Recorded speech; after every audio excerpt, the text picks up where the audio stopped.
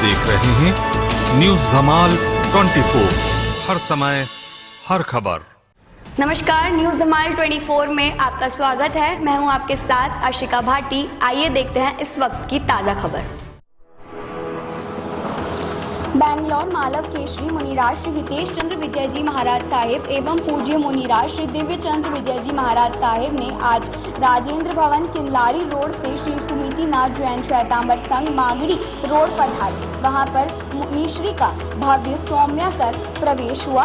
मुनिश्री ने अपने प्रवचन में सिंदूर प्रकरण ग्रंथ का विवेचन करते हुए बताया कि सिंदूर प्रकरण ग्रंथ की रचना आचार्य श्री सोम प्रभु सूरी जी ने राजस्थान की सुवर्ण धारा भीनमाल में की थी। मुनिश्री ने कहा कि कांच के टुकड़े तो हजारों मिल जाते हैं, चिंतामणि रत्न सहजता से ही नहीं मिल पाते।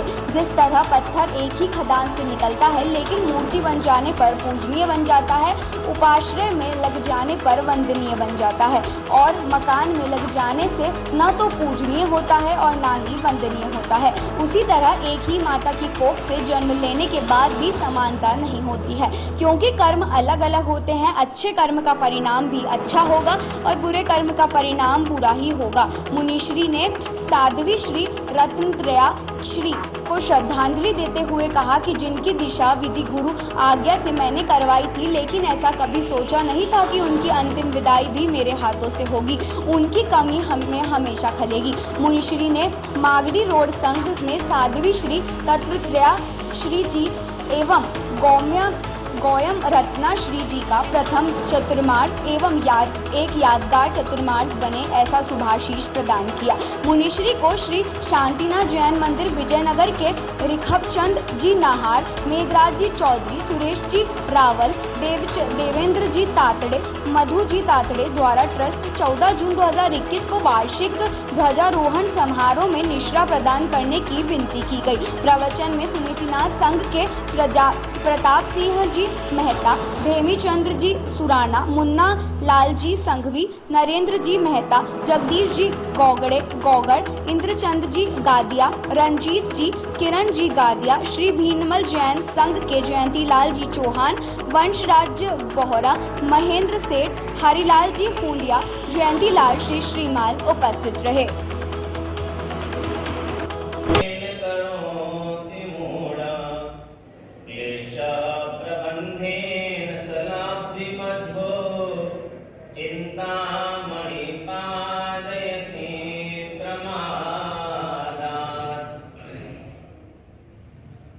परम श्रद्धेय आचार्य भगवंत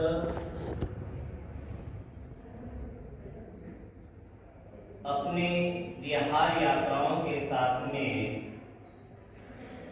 विचरण का समय चल रहा था और विचरण के समय में आचार्य भगवंत राजस्थान की सुरम्य धरा भीनमाल की भूमि पर पहुंचे।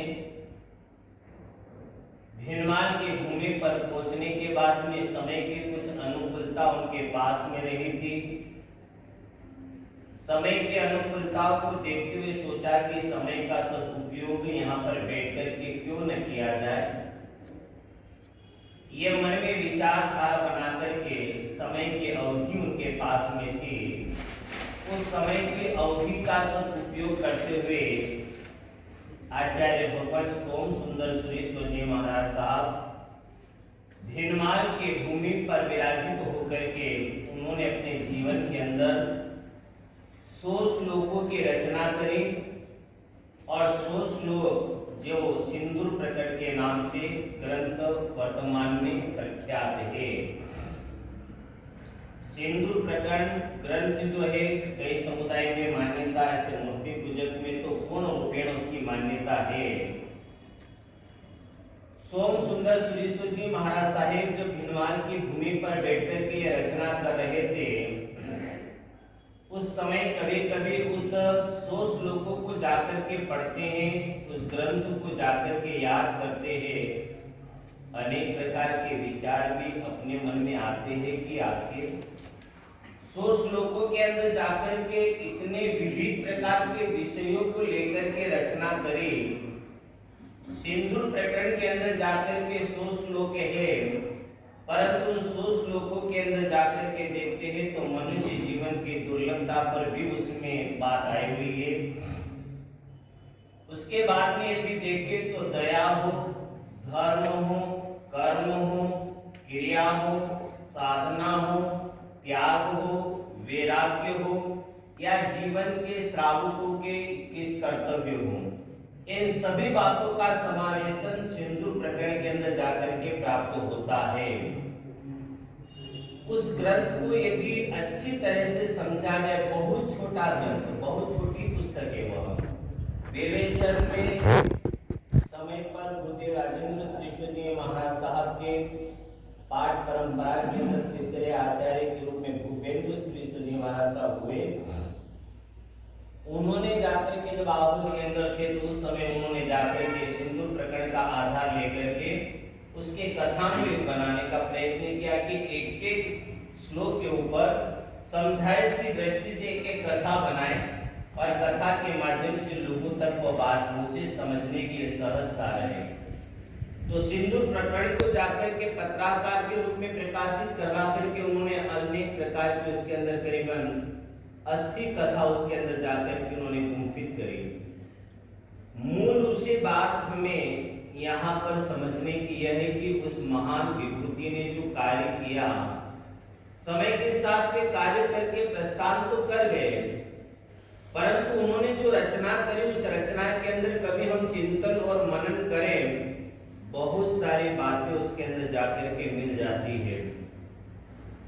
अभी मैंने प्रवचन प्रारंभ करने के पूर्व ही श्लोक बोला था, यह प्राप्य दुष्प्राप्य मिदं नरत्वं धर्मं न यत्नेन करोति मूढ़ क्लेश प्रबंधेन सलब्धे मधो चिंतामणि पातयति प्रमादा। जीवन के अंदर हमारा जो जीवन है मनुष्य का, यह हकीकत में चिंतामणि रत्न के समान माना गया है। कांच के टुकड़े तो हर कहीं रास्ते पर मिल सकते हैं, कांच के टुकड़े का ढेर तो कहीं पर भी दिखाई दे सकता है, परंतु रत्न सहजता से जाकर के प्राप्त नहीं हो पाते हैं। भले बड़े बड़े पहाड़ होते हैं, उन पत्थरों के अंदर से ही जाकर के रत्न निकलते हैं। आखिर ये रत्न भी पृथ्वी का ही जीव माना गया है। जमीन के अंदर से ही जाकर के पत्थर और पत्थर के अंदर से ही जाकर के, चाहे मानक हो, मूंगा हो, गन्ना हो, हीरे जवाहरात जितने भी है, इसकी उत्पत्ति का मूल स्थल ये सभी जीव जो है पृथ्वी काय के अंदर कहलाते हैं और जमीन के अंदर ही जाकर के निकलते हैं।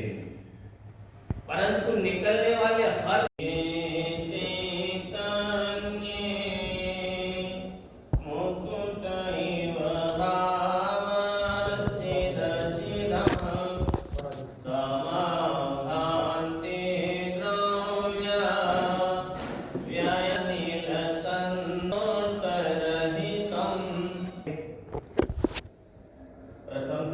परमात्मा श्री आदिनाथ प्रभु, जिनकी शीतलतम छाया में श्री संग आनंद की अनुभूति का एहसास कर रहा है, ऐसे परमात्मा श्री सुमतिनाथ प्रभु, परम आराध्य पुरुषादानी श्री शंखेश्वर पार्श्वनाथ प्रभु,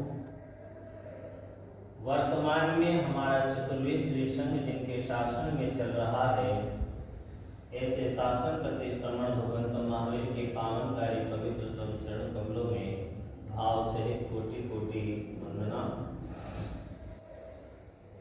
विश्व पूज्य कलिकाल कल्पतरु भट्टारक जैनाचार्य प्रातः संध्याय स्मरणीय प्रभु श्रीमद विजय राजेंद्र सुरेश्वर जी महाराज सारे,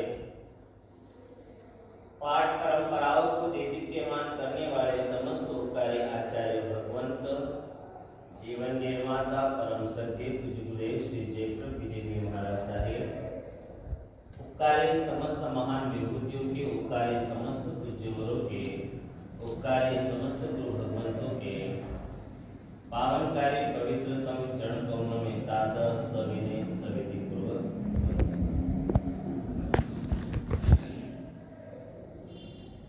आगे इसी तरह खबरों का सिलसिला जारी रहेगा। जल्दी ही मिलते हैं देश भर की तमाम खबरों को लेकर।